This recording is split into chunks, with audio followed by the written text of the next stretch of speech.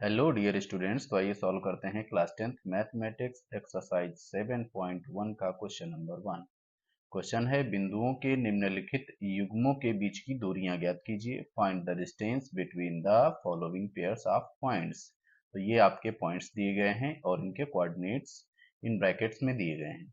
हमें इनके बीच की डिस्टेंस को फाइंड करना है। तो स्टूडेंट्स तो आइए सॉल्व करते हैं पहले वाले को।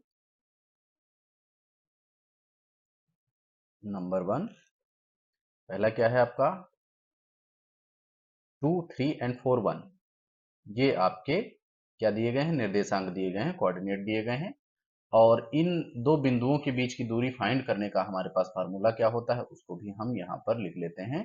हम मान लेते हैं वो फार्मूला जो कि ये दूरी ज्ञात करने का फार्मूला है, इसलिए इसको दूरी सूत्र या डिस्टेंस फार्मूला कहते हैं, जिसे हम डी से यहाँ डिनोट कर रहे हैं। और लिखेंगे डी यानी कि डिस्टेंस इक्वल टू होता है x2 माइनस x1 का whole square plus y2 minus y1 का होल स्क्वायर। ये होता है हमारा डिस्टेंस फार्मूला या दो बिंदुओं के बीच की दूरी ज्ञात करने का सूत्र।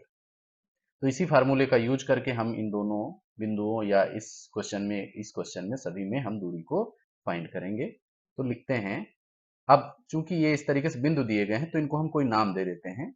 लिख लेंगे, माना पहला वाला क्वेश्चन सॉल्व कर रहे हैं यहाँ पर हम।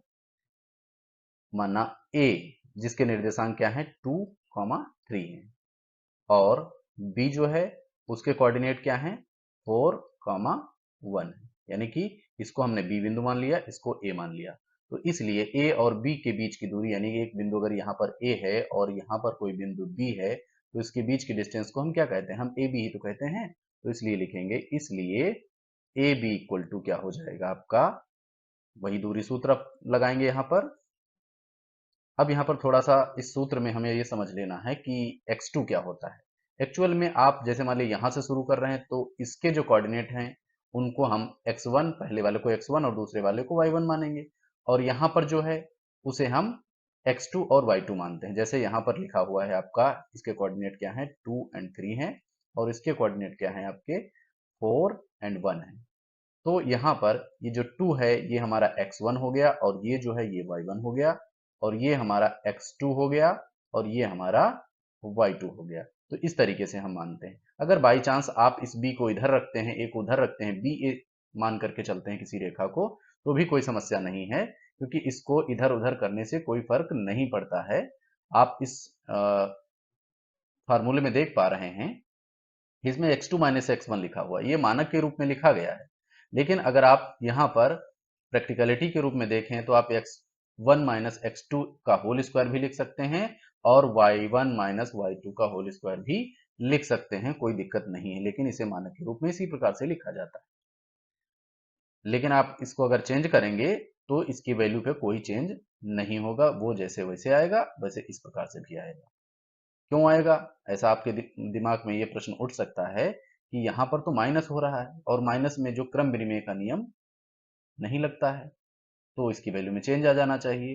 तो स्टूडेंट्स यहाँ पर कोई चेंज नहीं आता है। क्यों नहीं आता है, क्योंकि अगर मान लिया यहाँ पर जो भी प्रोसेस करेंगे वो प्लस में आएगा या माइनस में आएगा, और यहाँ पर इसका स्क्वायर हो रहा है, इसलिए चाहे प्लस में आए तो भी आंसर आपका प्लस में ही आना है, और अगर अंदर माइनस में आता है तो स्क्वायर हो जाएगा, तो फिर से वो प्लस में हो जाएगा। तो इस तरीके से कोई डिफरेंस नहीं आता है, आप जैसे चाहे वैसे लिख सकते हैं, लेकिन एक स्टैंडर्ड रूप में इसे इसी प्रकार से लिखा जाता है। तो आप समझ गए x1 क्या है, y1 क्या है, x2 क्या है, y2 क्या है। तो अब यहाँ पर हम इस फार्मूले के अकॉर्डिंग यहाँ पर वैल्यू को पुट करेंगे और हम डिस्टेंस को फाइंड कर लेंगे। तो यहाँ पर आप देखिए, इसे हम पहला यानी x1, x2, x2 and y2 ये मान रहे हैं। तो यहाँ पर क्या लिखेंगे, x2 हमारा क्या है 4 है, पहले फार्मूला ही लिखिए, minus x1 whole square plus y2 minus y1 whole square equal to, अब x2 हमारा क्या है, x2 हमारा है 4, तो यहां पर हम लिख लेंगे 4, माइनस लगाएंगे, और x1 क्या है हमारा 2 है, स्क्वायर करेंगे, प्लस y2 हमारा क्या है, y2 हमारा है 1, माइनस y1 क्या है 3 है, स्क्वायर लगाएंगे, और अंडर रूट लगा हुआ है तो इसको अंडर रूट के अंदर कर देंगे, अब 4 माइनस टू कितना रहेगा, 2 का स्क्वायर रहेगा इधर, प्लस इधर 1 माइनस थ्री है तो माइनस टू का होल स्क्वायर रहेगा, इक्वल टू ये ब्रैकेट के अंदर आ जाएगा। फिर अब ये 2 का स्क्वायर करेंगे तो भी 4 आएगा, और इधर आप माइनस टू का स्क्वायर करेंगे तो भी आपका 4 ही आएगा। इसीलिए हमने कहा था कि यहाँ पर कोई चेंज नहीं आता है अगर आप इनका क्रम इधर उधर कर देते हो तो ये क्या आया, ये भी अंडर रूट के अंदर है, 4 एंड 4 8 हो गया अंडर रूट के अंदर। अब आप इसमें से जितने का भी स्क्वायर रूट निकल सकता है उसको आप बाहर कर सकते हैं। इसलिए बाहर करने के लिए क्या करना होगा, हमें इसके प्राइम फैक्टर करने होंगे। प्राइम फैक्टर इसके क्या होते हैं, हम जानते हैं 2 इंटू टू इंटू टू। तो इसको इतने का तो हमें स्क्वायर रूट मिल जाएगा 2, और इसका नहीं मिलेगा तो इसको स्क्वायर इसको जो है हम रूट के अंदर ही रखते हैं। इस प्रकार से हमारा ये ए बी की डिस्टेंस यानी कि इस वाले पॉइंट की और इस वाले पॉइंट की डिस्टेंस फाइंड होगी, और हमारा ये जो पार्ट 1 था ये सॉल्व हो गया। तो सेकेंड वाले को सॉल्व करते हैं। तो यहां पर भी आप इसी प्रकार से मान लेंगे, माना ये जो बिंदु है आपका यानी कि -5 और 7, इसे क्या मान लेते हैं, इसे हम ए मान लेते हैं, और ये जो आपका है -1 एंड 3, इसको हम बी मान लेते हैं। तो ये क्या हो गए, दो बिंदु हो गए, और इन दोनों बिंदुओं के बीच की दूरी को हम क्या कहेंगे, ए बी कहेंगे। और इस ए बी को यानी इन दोनों बिंदुओं के बीच की दूरी को फाइंड करने का फार्मूला हमारे पास यहाँ पर लिखा हुआ है। तो यहाँ पर हम इसको सीधे अप्लाई कर रहे हैं, अब हम फार्मूला नहीं लिखेंगे।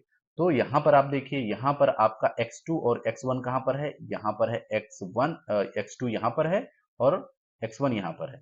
तो क्या लिखेंगे हम, -1, और फिर माइनस होना है तो माइनस लगाएंगे, और फिर माइनस है तो ब्रैकेट लगा करके -5 लिखेंगे, और इसको हम होल स्क्वायर कर देते हैं, प्लस अब y2 आपका क्या है, y2 आपका 3 है, 3 माइनस y1 क्या है आपका 7 है, इसका स्क्वायर कर देंगे, इक्वल टू अब अंडर रूट इधर क्या हो जाएगा -1, और ये माइनस से ब्रैकेट ओपन होगा, ये प्लस का 5 हो जाएगा, इसका स्क्वायर हो गया, प्लस यहाँ पर 3 और ये -7 है तो हमारे पास बचेगा माइनस का 4, इसका स्क्वायर हो जाएगा, इक्वल टू अब यहाँ पर ये प्लस का 5 है माइनस का 1 है तो हमारे पास क्या बचेगा, प्लस का 4 बचेगा, तो लिखेंगे 4 का स्क्वायर, और इधर प्लस और इधर आया -4 का स्क्वायर, अंडर रूट के अंदर 4 का स्क्वायर करेंगे 16 आएगा, और इधर -4 का स्क्वायर होगा फिर भी आपके पास 16 ही आएगा, क्योंकि -4 इंटू -4 जब हम करते हैं यानी स्क्वायर का मतलब दो बार गुणे में करना उसको, तो 4 4 जा 16 आया और माइनस माइनस प्लस हो गया, इस प्रकार से ये आता है। तो हमारा ये आया 16 प्लस 16, ये कितना हो जाएगा आपका, हो जाएगा 32 अंडर रूट के अंदर। अब हम क्या करें, इस 32 के प्राइम फैक्टर कर लेते हैं, क्या होंगे 2 इंटू टू इंटू टू, 2 2 जा 4, 4 2 जा 8, 8 2 जा 16, 16 2 जा 32। तो इस प्रकार से इसके प्राइम फैक्टर हो गए, और इनमें से आप इतने को बाहर कर सकते हैं, इन यानी कि इनका स्क्वायर रूट निकल के आ जाएगा 2 इंटू टू यानी 4, तो इसको आप देख सकते हो 4 इंटू रूट 2। तो इस प्रकार से आपकी ये वाली डिस्टेंस यानी ए बी वाली डिस्टेंस भी यहाँ पर फाइंड हो गई। तो अब हम इस क्वेश्चन के थर्ड पार्ट के सॉल्यूशन पर आते हैं। थर्ड पार्ट का सॉल्यूशन हम यहाँ पर करेंगे। तो थर्ड पार्ट में आपके कोऑर्डिनेट न्यूमेरिक नहीं बल्कि अलजेब्रिक फॉर्म में दिए गए हैं, तो उनको भी हम इसी प्रकार से लिख लेंगे। क्या दिया गया है, तो यहाँ पर भी क्या करते हैं, हम इनमें मान लेते हैं, माना आपका जो ए बी के कोऑर्डिनेट वाला है बिंदु ए और बी वाला, इसको हम मान लेते हैं P, और इसी तरीके से ये वाला जो कोऑर्डिनेट है -a एंड -b, इसको हम मान लेते हैं Q। तो ये आपकी दो कोऑर्डिनेट वाले बिंदु P और Q हो गए, और इनके बीच की डिस्टेंस को हम क्या कहेंगे, इनके बीच की डिस्टेंस को हम कहेंगे PQ। तो PQ डिस्टेंस फार्मूले से निकलेगा हमारा, डिस्टेंस फार्मूला हमने यहाँ पर लिखा था उसको हटा दिया है क्योंकि हमारे पास ये यहाँ पर लिखा हुआ है, और आपको अब तक याद भी हो गया होगा। तो यहाँ पर क्या होता है, x2 माइनस x1 का whole square plus y2 minus y1 का होल स्क्वायर, इक्वल टू अब देखिए यहाँ पर आपका x2 और x1 क्या है, तो इस वाले में दूसरे वाले में इसे हम x2 मानेंगे और इसको x1 मानेंगे, तो x2 क्या है, x2 है माइनस ए, तो इसे लिखेंगे माइनस ए।